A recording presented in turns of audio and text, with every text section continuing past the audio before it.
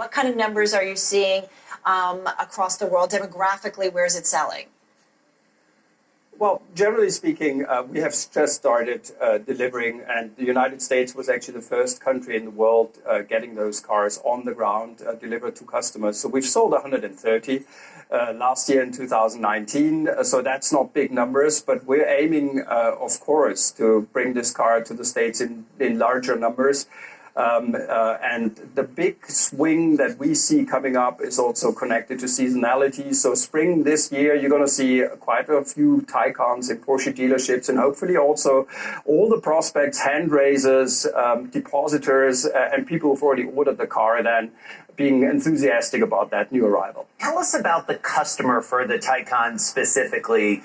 Is this, how much, I should say, does this sort of widen the aperture, as it were, to a different audience, a younger audience, a different geography? Who's going to buy this car that might not have bought a Porsche before? I mean, is Jason your customer? Is that who you're going after? Who is it? Well, you know, what we can derive data from at the moment is our database with all our depositors and people who've actually ordered the car. Looking at that, that's a couple of thousand of people. So that's interesting that 50% come within the brand. So they're driving a Porsche right now, and they want to either add the Taycan to their garage, or they want to replace one of our cars. But 50% come from the outside of our current clientele. And the outside, the main competitor in the outside world that is currently then engaging with the Taycan is from Tesla. So we respect that brand, we respect them preparing the market for battery electric vehicle, but we also respect their customers now looking into driving a Porsche when it comes to battery electric. So what I'm hearing, Klaus, is that you're saying some of them are new to the brand, new to the Porsche brand that you're bringing in. That's right, yeah. 50% are new to the brand.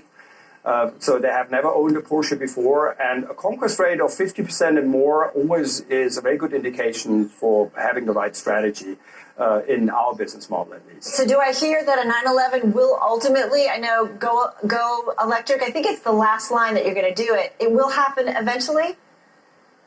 Well, everything is going to go electric eventually, you know. That's true. You guys have made that commitment, yeah. That's the name of the game. And yes, the 911 will most probably be the very last one in the line for that transition. And it might happen, you know, in a decade from now. We don't know. We just know that from our current plans, 50% of our cars sold in 2025 will actually have a plug. So will either be battery electric vehicle or will be a plug-in hybrid. All right, really cool ad. So cool to have it here first up Bloomberg Business Week. And you can hear more from Klaus Zellmer. That's on our extra podcast. And for more on the making of the commercial in Germany and the high-speed chase, our all things car expert Hannah Elliott, she spoke with Porsche's stunt driver from Berlin.